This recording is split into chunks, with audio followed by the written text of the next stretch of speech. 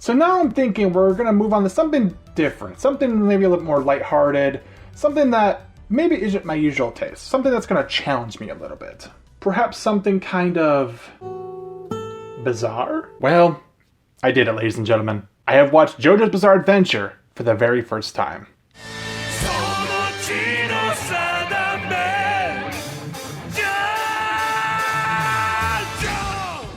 Now allow me just a brief moment to kind of go over my history with JoJo's Bizarre Adventure.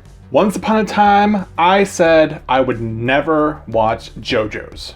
Now why on earth would I say something like that? And to tell you the truth, I didn't really have a good reason for saying that. I always looked at JoJo's and thought the art style was kind of off-putting, and the out of context scenes that would crop up on like Twitter and other social media platforms always were just kind of too weird for my liking. But fear not, for I have decided not to let a couple of petty reasons like that stop me from potentially finding a new series to enjoy. I mean, I used to also say I was never going to watch One Piece because it was too long. And I mean, look at me now, that turned out to be a big mistake, am I right, guys? I am a believer that everything deserves a fair shot. But that's enough of that. I'm getting a little bit too off topic now. Let's start talking about JoJo's Bizarre Adventure Part 1, Phantom Blood. So Phantom Blood is the tale of two men destined to butt heads against each other.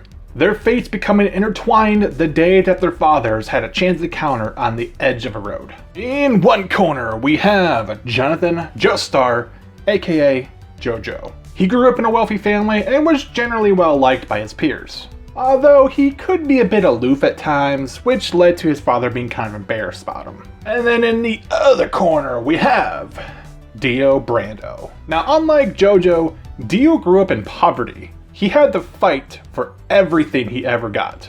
And on the day that his father passed away, Dio was then sent to live with the Joestar family. Immediately after moving in, Dio executes his plan to undermine Jonathan Joestar. All this in a ploy to undermine JoJo and take the inheritance of the Joestar family for himself. So what we're left with is we have this dynamic. One character is kind of spoiled and grew up privileged, and the other is an underdog that has to rise up to the top. So along the way, we bear witness to Dio doing all these horrible things to JoJo, who is a rather passive protagonist, if I do say so myself. And when I say horrible, I do mean some horrible things. So this includes Dio killing the Joestar family dog, Danny. Who can say where the road goes? We have him stealing the kiss of JoJo's girlfriend, Irina. And then there's him being just an all-around more proper gentleman and more appealing to the wealthy lifestyle that the Joestar family has.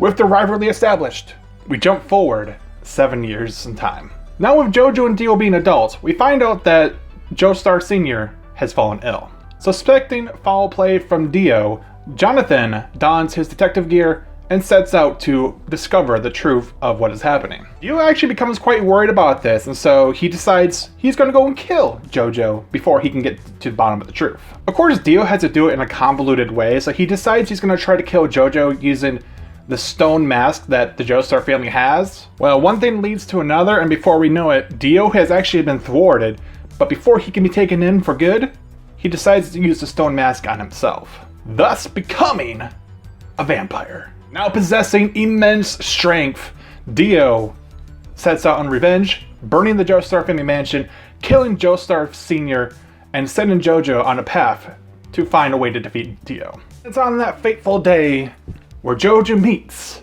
an odd magician named Zeppeli. Zeppeli then teaches Jonathan the art of Hamon, or the ripple, so that he may defeat Dio one day. For those that don't know, Hamon is a breathing technique of sorts that allows the user to channel the power of the sun through their body. I think. You know, I'm not actually 100% sure how it works, but I'm going to touch on that a bit more later in this review. From that point on, JoJo and Zeppeli take on Dio's henchmen, and then eventually, the big bad himself. After an all-out assault, JoJo succeeds in defeating Dio. Turns out that Dio survives the encounter as a severed head. So after that battle, JoJo then runs off and gets married to Irina, and they go on their honeymoon cruise, only unfortunately Dio is also on the cruise ship. With no other option, JoJo has to sacrifice himself in order to make sure that Dio is stuck at the bottom of the ocean. Meanwhile, the newlywed Irina escapes on a lifeboat to reach America and ensure that the future generations of the Joestar family continue to exist.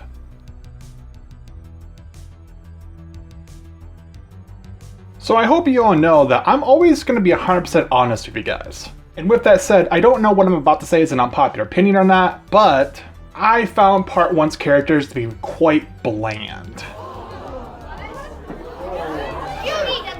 So our main protagonist, Jonathan Joestar, is about as vanilla of a main character as you could possibly get. I mean, he's a nice enough guy and all, but that's not enough to make me actually care about him. Don't get me wrong, the concept of a privileged character having to be knocked down a peg or two, be humbled, and then rise back up is a great idea. But that's not exactly what happens to JoJo. We're never shown Jonathan being humbled or really learning from any of his past mistakes. The only real change he goes through is after his dad is killed by Vampire Dio, he goes, "Oh no, I guess I gotta go learn how to do magic so I can kill the vampire guy."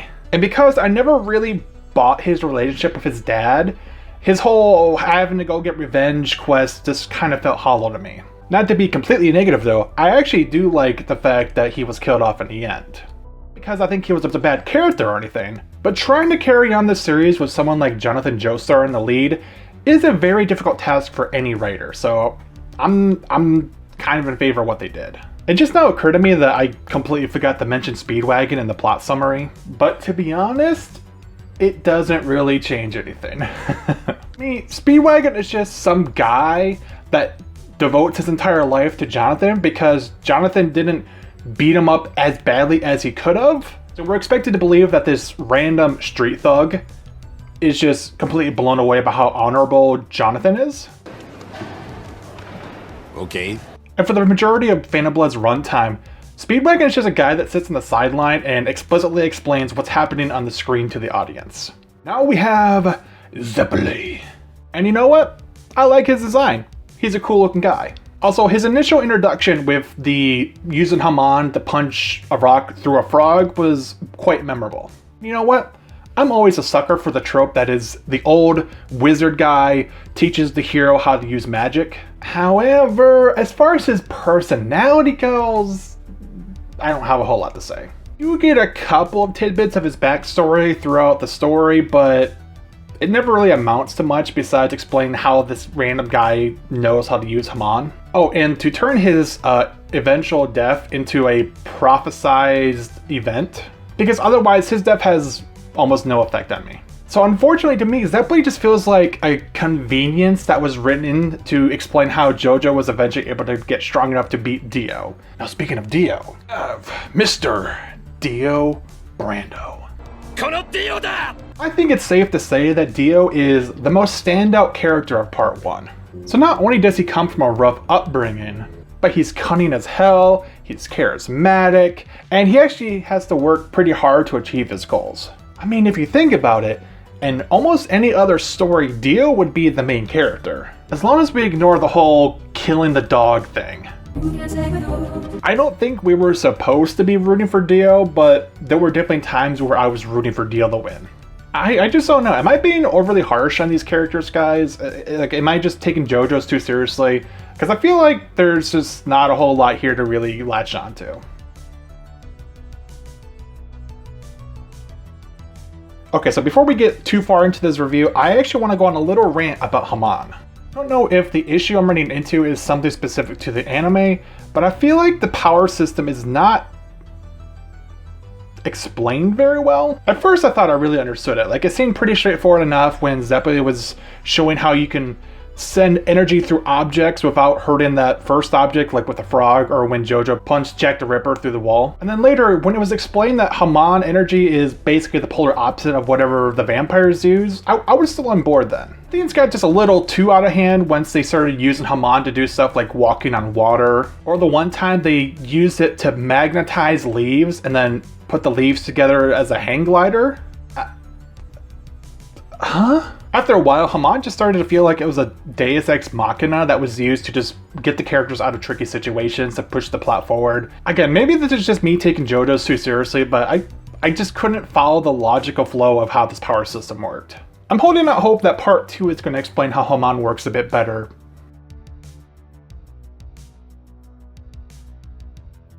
Okay, so let's get into a couple of specific details about the anime. First thing I want to mention is the animation. While it's not a technical masterpiece by any means, I do like how effective they were with the use of lesser movement from certain scenes. Contrary to some people's opinions, sometimes it is perfectly reasonable to use a still image with a shaky cam effect as opposed to just creating a whole bunch of extra frames. Also, the occasional use of alternate colored palettes was very interesting. It definitely added a bit of spice to what could have otherwise been some duller scenes. Next up, music. So the opening track, Sono Chino Sodomy, is a serviceable theme with a memorable hook partway through. So I really did enjoy the animation that went along with the opening. It was just pretty unique, a standout. Not a whole lot more to really say there. Also, for the longest time, I had no idea that this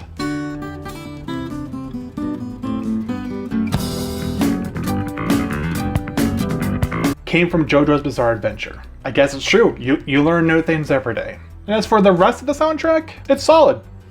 I don't have any gripes there. Like it was just some nice music to go along with the action scenes and the other moments of the show. Okay, voice acting. So I watched the show subbed, not dubbed. So I can't really comment on translations, but there was just something about the way that the Japanese voice actors were pronouncing certain words that was just perfection. They would always have just the right amount of English to their pronunciations. Look, sometimes I'm a very simple man to please. Okay, so here we are, and Phantom Blood is finished and in the books. Unfortunately, I can't say that I actually enjoyed part 1. It certainly had its moments that made me laugh, but for the most part, I just had no attachment to the characters or the plot that was going on. But I am feeling pretty hopeful for the future. I will be moving on to part 2 next week, and I do intend to also cover part 3. I've never seen the show. I am aware that Stardust Crusaders has some big changes to the show, so I want to at least experience those before I really make a judgment on the series. So if you'd like to join me on the rest of my bizarre adventures through JoJo's, smash that subscribe button for more anime and manga related content. Also, let me know down in the comments below, what is your favorite part of JoJo's? The next time though, I've been LootingKyle, and remember, be kind to others and have yourselves a wonderful day. Take care.